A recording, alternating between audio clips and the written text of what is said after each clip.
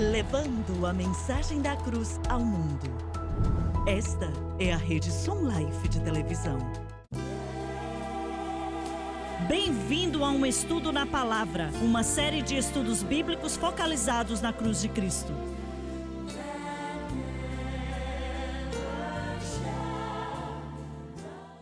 Bem-vindo hoje ao Estudo na Palavra. Eu sou o evangelista Jimmy Swagger com o Lauren Lorson, o Bob Cornell, Dave Smith e o Dr. Don Paul Gray. Estamos contentes e felizes de poder estar com você para estudarmos a Palavra de Deus. Nada nesse mundo, pelo menos que eu conheça, é mais especial do que o privilégio que temos de estudar a Palavra de Deus juntos e o privilégio de entrar em sua casa, seu coração, sua vida. E espero e oro para que possamos deixar algo com você que vá melhorar os seus dias e fazer de que suas noites não sejam tão escuras. É o que queremos fazer e, acima de tudo, exaltar o Senhor Jesus Cristo. Muito bem, vamos começar de onde paramos no último programa. Em Atos, capítulo 10, versículo 39, por favor, Lauren. Nós, os apóstolos e outros, somos testemunhas de tudo que ele fez na terra dos judeus e em Jerusalém. Jerusalém é mencionada pois era o centro da autoridade religiosa, então eles não tinham desculpa, onde o mataram suspendendo-o num madeiro, se referindo ao Sinédrio, os líderes religiosos de Israel. E se você notar aqui, Pedro não passava a mão na cabeça de ninguém. Ele estava dizendo que nossos líderes crucificaram o Senhor da glória. E ele deixou isso muito claro em relação ao que tinha acontecido naqueles dias. Então, isso é extremamente importante. Muitos pregadores não estão dispostos a dizer aquilo que precisa ser dito. E por que é que o Senhor ia querer que Pedro fosse tão ousado assim e declarasse o que ele estava declarando? Porque, como gostamos de dizer, isso são palavras que deixam a pessoa irritada. Olha, ele disse, o mataram suspendendo-o num madeiro. E note que Pedro usou o mesmo tipo de terminologia quando ele mesmo foi preso no templo, quando ele tinha orado para o homem aleijado para que fosse curado. E Pedro não quis passar a mão na cabeça de ninguém. E por que vocês pensam que foi assim? Pois eu acredito que não era só a personalidade de Pedro. Tinha um pouco disso, mas creio que o Espírito Santo o promoveu e o instigou para falar tudo aquilo que ele falou. E por que vocês acham que o Espírito Santo fez isso? Porque hoje a ideia é não seja controverso.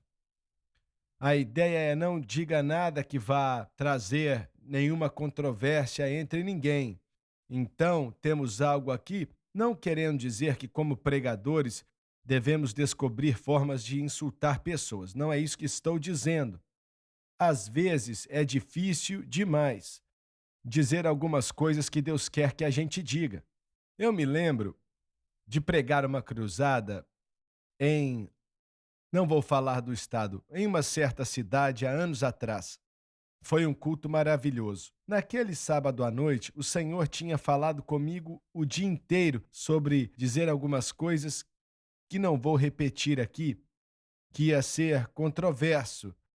E eu tive dificuldade com aquilo.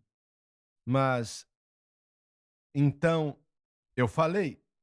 E foi como se uma faca estivesse entrando em mim. E depois, naquela noite, eu e a Francis voltamos para o quarto de hotel e eu acho que nem dormi ou pisquei a noite inteira. Saímos para pegar algo para comer, estávamos em um grupo de 15 ou 16 pessoas e em um restaurante bem pequeno, perto dali do hotel onde estávamos ficando. E eles nos deram uma mesa na parte de trás e eu fiquei agradecido e tínhamos privacidade ali. Estávamos sentados ali esperando a comida chegar e falando sobre o culto e eu ainda estava muito perturbado, estava desconsolado em meu espírito em relação àquilo que eu tive que pregar na noite anterior. E então, de repente, uma jovem, ela devia ter uns 16 ou 17 anos, entrou naquele cômodo. Primeiro eu pensei que ela trabalhava no restaurante, mas ela ficou de pé ali sem falar nada. Ficou ali do lado da mesa, como eu falei, com umas 20 pessoas ali. Até que então eu olhei para ela e perguntei: Jovem, você quer alguma coisa? Como podemos te ajudar? E ela disse: Irmão Swagger, eu não queria fazer isso, mas o Senhor não me deixou dormir a noite inteira e mandou te dizer, e não sei o que quer dizer, mas ela disse que o que você disse veio dele e tinha que ser falado. Ela virou, saiu correndo e foi embora. E ninguém sabia quem éramos naquela época.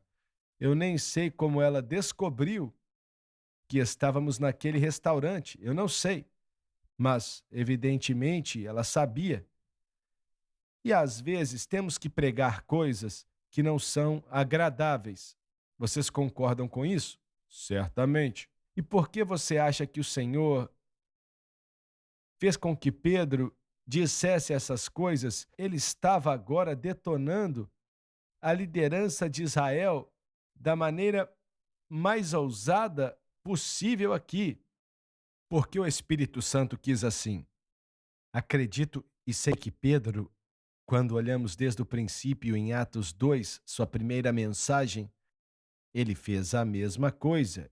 Ele disse sobre o povo judeu, especificamente sobre a liderança: vocês pegaram e crucificaram ele, mataram a ele.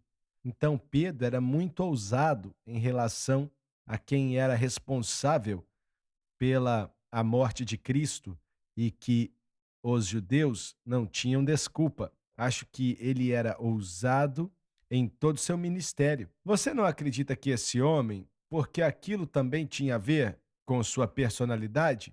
Creio que parte disso tinha a ver com a personalidade, mas uma das coisas que nós até falamos disso sobre Pedro nos programas passados, aqui vemos ele sendo ousado em direção da liderança religiosa, da liderança judaica da época, e nesse caso, falando para Cornélio que eles foram responsáveis pela morte de Cristo, mas tudo era parte do plano de Deus.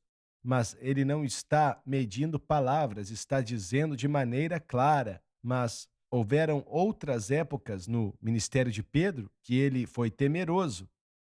Então, nós vemos o que vemos em Pedro, acho que vemos a mesma coisa em nós, pois nós também podemos ser assim. Existem momentos em nossa vida, no ministério, nas mensagens, aonde podemos ser bem ousados, mas em outros momentos somos temerosos e não falamos aquilo que Deus quer e que precisamos dizer.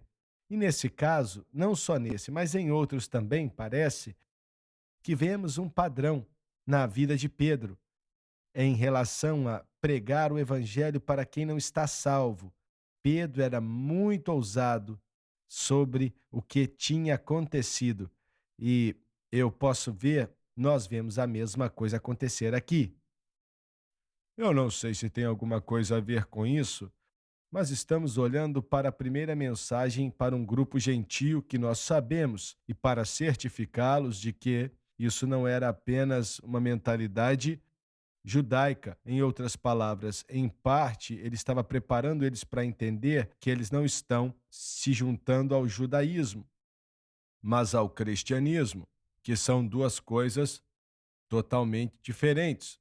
E repita isso, por favor. Talvez houvesse a necessidade para que Pedro distinguisse aquilo que ele mesmo, como judeu e um crente cristão, e o que acreditava a liderança em Jerusalém, pois havia uma grande diferença, porque na época Pedro não fazia parte daquilo, ele era separado daquilo, e quando esses gentios estavam entrando, era importante que eles soubessem que não estavam se tornando parte do judaísmo. Lembre-se que Cornélio era alguém que temia a Deus, se associava ao judaísmo, mas esse plano de salvação não está conectado ao judaísmo, sim a Cristo. Talvez então houvesse a necessidade de delinear para que não houvesse confusão. Isso não é o judaísmo, isso é o cristianismo. Eu sou um judeu e estou me certificando de que você sabe que não estou 100% de acordo com a liderança ali no judaísmo, lá em Jerusalém. Talvez eu esteja exagerando, mas parece que o Espírito Santo queria mostrar isso para que o mundo gentil não ficasse confuso em relação ao que eles estavam se envolvendo. Como Bob disse há um instante atrás, houveram vezes que Pedro, por exemplo, a situação em Antioquia, quando os homens que vieram de Tiago, é, Pedro, com medo, não queria que eles soubessem que ele estava comendo com gentios ou tendo comunhão com gentios. E aquilo trouxe um mal-estar ali, de maneira tremenda, e a causa foi o medo. Ele não queria que esses homens voltassem, contassem para Tiago, etc, etc. Alguns instantes atrás eu falei da personalidade dele, mas ele vai de frio para quente, de quente para frio. E ele devia ter se levantado pelo evangelho na frente desses homens que vieram de Tiago.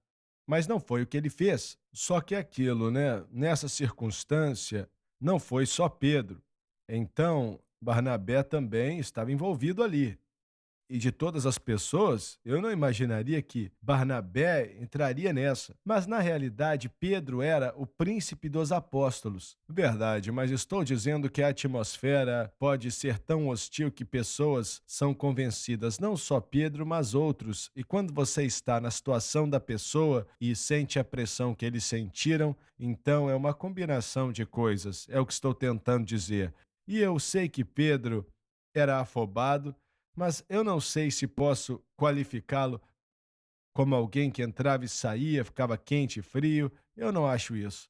Acredito que o temperamento dele realmente era de alguém que amava a Deus, como todos nós, e podemos também seguir caminhos errados, mesmo amando a Cristo.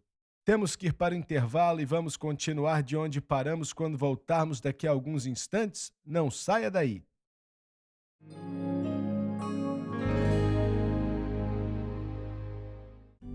Todo crente